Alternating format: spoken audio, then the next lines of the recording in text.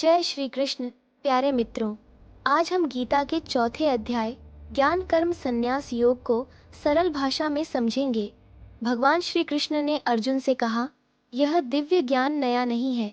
मैंने सबसे पहले इसे सूर्यदेव को दिया था, फिर यह परंपरा में राजर्षियों तक पहुंचा, पर समय के साथ यह ज्ञान खो गया। इसलिए आज मैं इसे तुम्हारे सामने कह रहा हूँ, क्योंकि तुम मेरे प्रिय मित्र और भक्त हो। अर्जुन ने आश्चर्य से पूछा, हे कृष्ण, आपका जन्म तो अभी हुआ है, फिर आपने यह ज्ञान सूर्यदेव को पहले कैसे दिया? तब भगवान ने अपने अवतार का रहस्य बताया। मैं अजन्मा और सनातन हूँ, फिर भी धर्म की रक्षा और अधर्म के नाश के लिए युग युग में अवतार लेता हूँ। मेरे जन्म और कर्म दिव्य हैं। जो इसे समझ लेता है वह मृत्यु के बाद जन्म मरण से मुक्त होकर मुझे प्राप्त कर लेता है।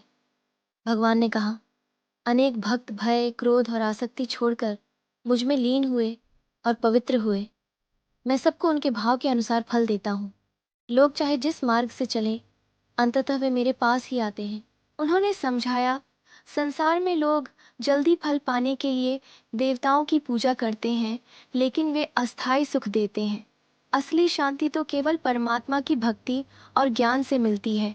कृष्ण ने बताया, कर्म क्या है, अकर्म क्या है और विकर्म क्या है, यह समझना बहुत कठिन है। कर्म शास्त्रों के अनुसार किया गया उचित कार्य।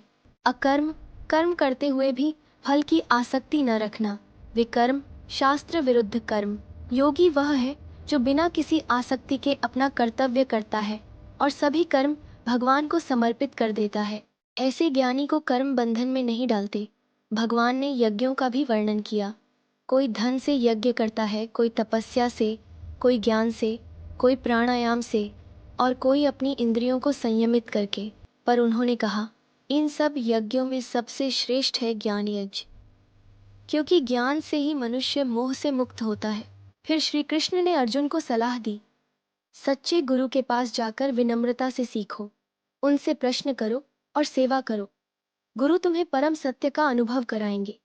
जब यह ज्ञान मिलेगा तो तुम्हारे सभी संशय दूर हो जाएंगे और तुम देख सकोगे कि सब जीव वास्तव में परमात्मा के अंश हैं।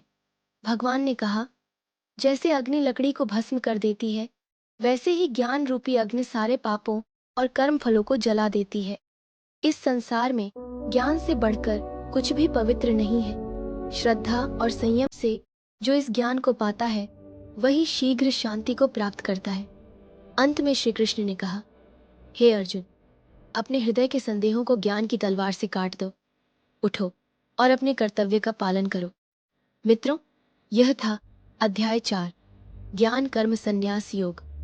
इससे हमें यह शिक्षा मिलती है कि केवल कर्म नहीं, बल्कि ज्ञान और समर्पण के साथ किया गया कर्म ही हमें बंधन से मुक्त करता है।